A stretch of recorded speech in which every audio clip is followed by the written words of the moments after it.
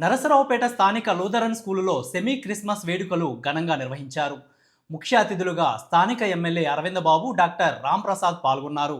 Christmas వేడుకల్లో చిన్నారులు సాంస్కృతిక కార్యక్రమాలతో అందరినీ ఆకట్టుకున్నారు. విద్యార్థులతో పాటు సంఘ పెద్దలు పలువురు పాల్గొని క్రిస్మస్ శుభాకాంక్షలు తెలిపారు.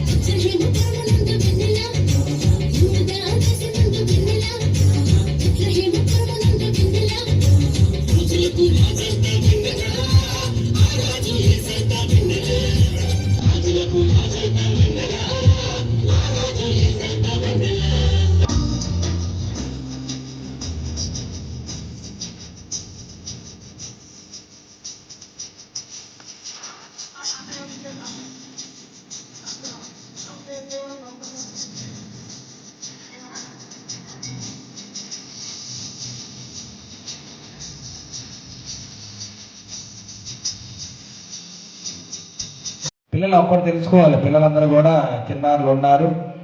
ఏదైనా మీరు ఫస్ట్ వినాలి. వాక్యాన్ని చదివినప్పుడు వినండి, తర్వాత చదవండి, తర్వాత రాయండి.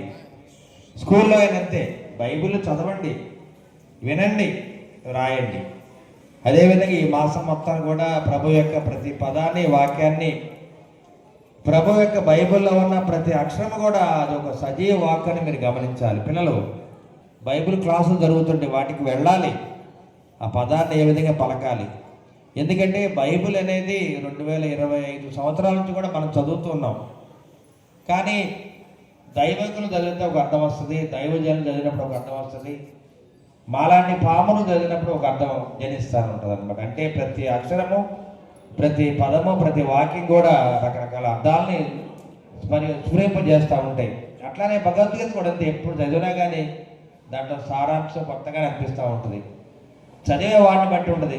విజ్ఞానం చదివితే ఒక విధంగా సారాంశం వస్తుంది, మరి పామరులు చదివినప్పుడు ఒక సారాంశం వస్తుంది అనమాట. అదే ఖురాన్ కానీ ఏ మతాల్లో అయినా కానీ సారాంశం ఒకటే. నీతిమంతుడిని కాపాడుకోండి, నీతిమంతుడికి అండగా ఉండండి, పేదవాళ్ళకి అండగా ఉండి, సమాజానికి అండగా ఉండమని చెప్పి మరి ప్రభువు చెప్పడం జరిగింది.